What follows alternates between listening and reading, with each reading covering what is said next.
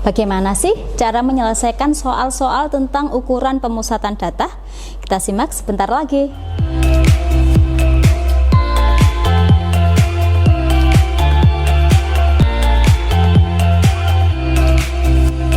Halo adik-adik, selamat datang di channel Belajar Online. Bersama Kak Nida, hari ini kita akan membahas soal-soal tentang ukuran pemusatan data. Oke, langsung aja ya. Saya ingatkan dulu apa aja ukuran pemusatan data kemarin. Ada min, median, dan modus. Oke, kita langsung ke soal. Nah, dilihat soal 1. Diberikan distribusi frekuensi untuk jumlah komisi. Jumlahnya di sini dalam ribuan ya. Dalam puluhan ribu yang diterima 100 salesman yang dipekerjakan di beberapa cabang perusahaan besar. Kita diminta untuk menentukan ukuran pemusatan datanya. Jadi diikat lagi, berarti kita harus menentukan 3 hal, yaitu rata-ratanya, medianya, dan modusnya.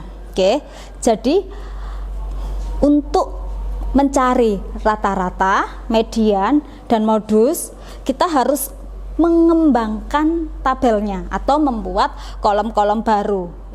Jadi yang akan pertama kita cari adalah rata-ratanya. Jadi kita perlu menambahkan kolom nilai tengah dan perkalian antara nilai tengah dan frekuensinya. Masih ingat caranya mencari nilai tengah? Jadi nilai tengah adalah kita tambahkan batas bawah ditambah batas atas, kita bagi 2 ya. Jadi pada kelas pertama itu 150 ditambah 158 kita bagi 2 menghasilkan 154. Selanjutnya 159 kita tambahkan 167 dibagi 2 menghasilkan 163. Dilanjutkan sendiri ya, bisa ya. Jadi kayak 204 sampai 212 itu nilai tengahnya 208.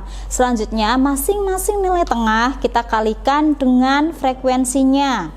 Jadi kayak pada kelas pertama 5 kita kalikan dengan 154 menghasilkan 770. Lalu pada kelas kedua 16 kita kalikan dengan 163 menghasilkan 2608.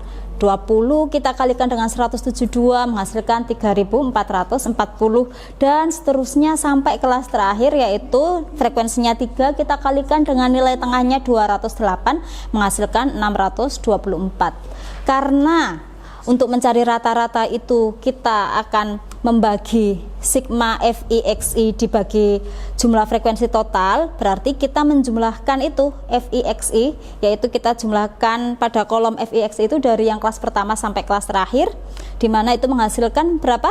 18.028. Lalu jumlah total frekuensinya ada 100 ya, yaitu sama dengan N. Berarti rata-ratanya kita dapat 18.028 kita bagi 100 sama dengan 180,28. Berarti didapat rata-rata datanya adalah 180,28. Selanjutnya kita akan menghitung median dari data yang disajikan tadi ya. Ingat rumusnya median apa? Yaitu tepi bawah ditambah panjang kelas dikali setengah N min F besar, di mana F besar itu frekuensi kumulatif sebelum kelas median dibagi F, yaitu frekuensinya.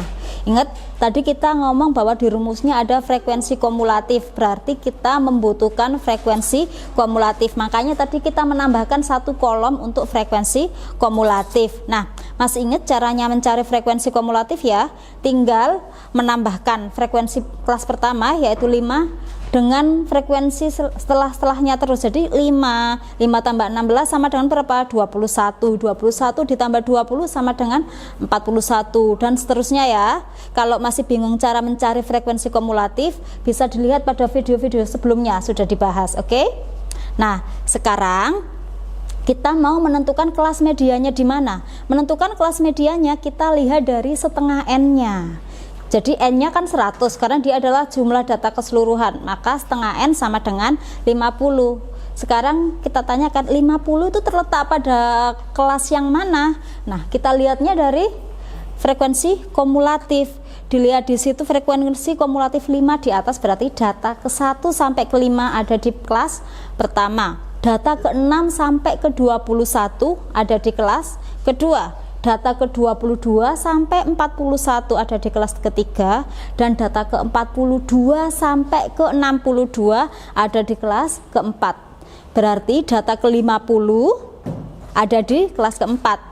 Oke, jadi kita tetapkan bahwa kelas medianya berada di kelas keempat. Kalau sudah bisa menetapkan kelas medianya, kita cari tepi bawahnya, yaitu 177 kita kurangi 0,5. Panjang kelasnya berapa? Panjang kelasnya yaitu sama dengan 9. Masih ingat ya cara mencari panjang kelas? Bisa kalian hitung manual, 150, 151, 152 sampai 158. Berarti itu ada 9. Lalu setengah N-nya tadi adalah 50, sudah kita hitung. Selanjutnya F besarnya, frekuensi kumulatif sebelum kelas median. Pada kelas mediannya, frekuensi kumulatifnya kan 62 tuh. Sebelumnya yang kita ambil yaitu 41, itu F besarnya.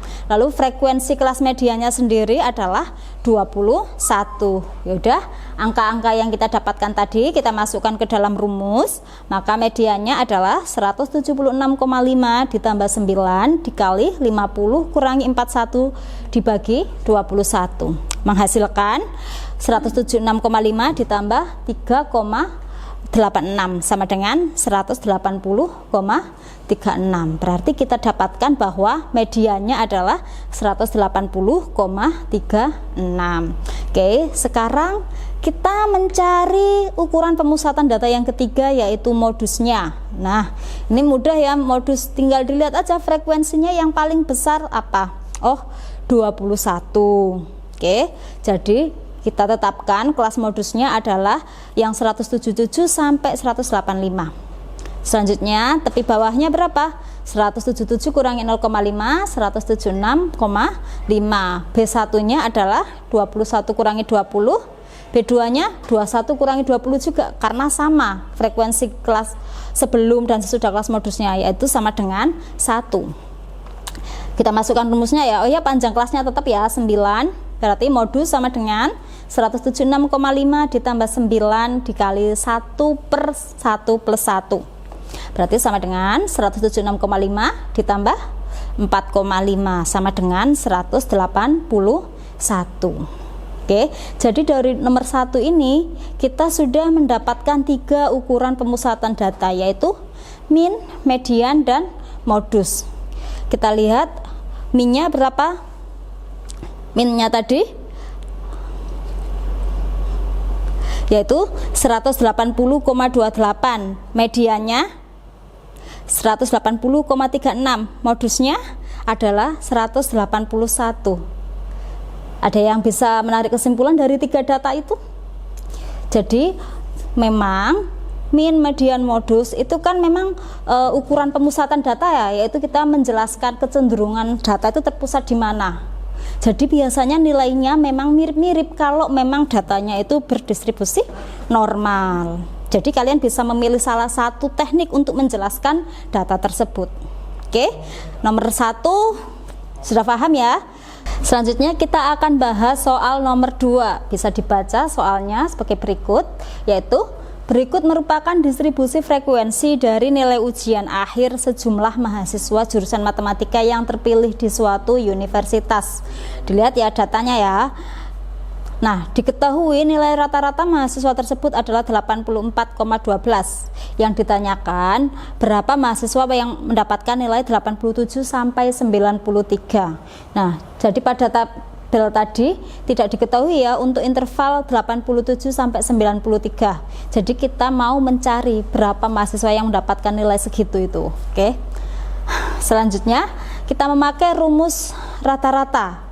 Ingat, karena tadi yang diketahui dari rata-ratanya berarti yang akan kita gunakan untuk mencari jumlah mahasiswa yang mendapatkan nilai 87 sampai 93 tadi adalah dengan menggunakan rumus rata-rata, di mana rumus rata-rata adalah jumlah dari perkalian nilai tengah dengan frekuensi dibagi jumlah frekuensi total. Oke, sekarang kita perhatikan tabel berikut ini. Kita tambahi 2 kolom, yaitu kolom XI dan FIXI, di mana XI adalah nilai tengah, FI adalah frekuensi. Oke ya. Terus yang belum diketahui tadi yaitu pada kelas 87 sampai 93 tadi kita misalkan dengan A. Tentu saja nggak harus dimisalkan dengan A. Kalian boleh misalkan dengan huruf lain, X, Y, terserah. Di sini saya misalkan dengan A. Oke, lalu kita cari nilai tengahnya seperti biasa, yaitu menjumlahkan batas bawah dan batas atas dibagi 2. Berarti 66 ditambah 72 dibagi 2 yaitu sama dengan 69. 73 ditambah 79 bagi 2 sama dengan 76. 80 sampai ditambah 86 bagi 2 83 dan seterusnya sampai pada kelas terakhir yaitu 94 ditambah 100 dibagi 2 yaitu 97. Oke ya, selanjutnya kita kalikan masing-masing nilai tengah dengan frekuensinya, yaitu 6 kali 69 sama dengan 404, 18 kali 76 sama dengan 1368 sampai seterusnya. Nah, di situ ada satu yang tidak diketahui tadi yaitu kelas 87 sampai 93. Tadi kan kita misalkan dengan A ya, frekuensinya berarti nilai tengahnya kan 90, berarti A dikali 90 sama dengan 90A. Sekarang kita menjumlahkannya, yaitu kita jumlahkan FI-nya, karena kita perlu tahu kan tadi jumlah total frekuensinya di mana 6 ditambah 18 ditambah 39 sampai seterusnya sampai ditambah 9 adalah 72 plus A.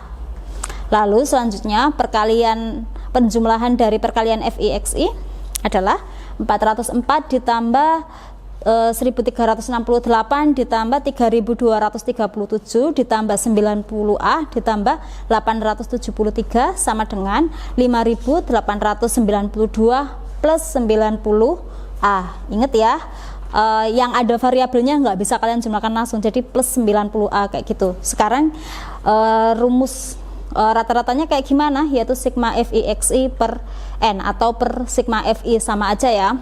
Nah, rata-ratanya tadi udah diketahui yaitu 84,12.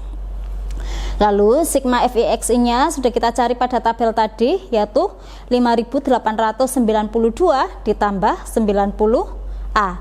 Selanjutnya N nya, di mana N adalah jumlah total frekuensi yaitu 72 plus A. Jadi kita mendapatkan persamaan 84,12 sama dengan 5892 plus 90A dibagi 72 plus A.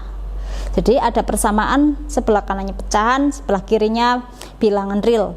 Maka bisa kita pindahkan ya penyebut pada pecahannya ke ruas sebelahnya jadi perkalian, yaitu 84,12 kita kalikan dengan penyebutnya yaitu 72 plus A. Kalian kurung ya biar nggak bingung nanti, sama dengan pembilangnya yaitu 5892 ditambah 90A. Selanjutnya ruskir kita kalikan, yang perlu dikalikan kita kalikan ya. 84,12 kita kalikan 72. Lalu 84,12 juga kita kalikan dengan A. Jadi tidak dikalikan hanya dengan 72 tapi dikalikan dengan A juga. Ingat ya aturan perkalian pada aljabar yang sudah kalian pelajari pas SMP ya. Oke, jadi 84,12 dikalikan 72 hasilnya berapa? Yaitu 6056,64. Selanjutnya ditambahkan dengan 84,12 dikalikan A, yaitu 84,12A. Sama dengannya yang ruas belah tetap ya, yaitu 5892 ditambah 90A. Sekarang kita kumpulkan yang mengandung variabel, kita kumpulkan dalam satu ruas, yang tidak mengandung variabel kita kumpulkan dalam satu ruas, di mana di situ 6056,64 kita kurangi dengan 5892. Jadi 5892 nya kita pindah ke ruas sebelah, berarti jadi dikurangi ya. Lalu 90A kita kurangi dengan 84,12A. Jadi 84,12A itu pindah dari ruas kiri ke kanan, maka dia juga dari plus jadi min. Oke, berarti selanjutnya 6056,64 tadi yang kita kurangi dengan 5892 hasilnya adalah 164,64. Lalu 90A kita kurangi dengan 84,12A hasilnya adalah 5,88A. Lalu untuk mencari A-nya tinggal kita bagi, yaitu 164 kita 164,64 kita bagi dengan 5,88. Berarti A-nya adalah sama dengan 28. Nah, berarti dari soal ini kita ketahui bahwa jumlah mahasiswa yang mendapatkan nilai dari 87 sampai 93 adalah sebanyak 28 orang. Nah, dari nilai A sama dengan 28 ini juga kita bisa mencari jumlah mahasiswa keseluruhannya tadi, meskipun nggak diminta. Misalkan kalian penasaran, berapa sih sejumlah mahasiswa tadi? Nah, di situ kita lihat jumlah frekuensinya adalah 72 plus A. A-nya sudah kita ketahui 28, berarti 72 ditambah 28 sama dengan 100. Berarti kita ketahui bahwa data yang kita cari tadi totalnya adalah 100 data. Oke, sampai sini pembahasan soal ukuran pemusatan data kita. Jika ada yang perlu ditanyakan atau ada yang masih belum kalian pahami, boleh kalian tanyakan di kolom komentar. Sampai sini jangan lupa klik like, subscribe, and videonya juga perlu di-share di teman-teman kalian. Sampai jumpa, salam belajar online.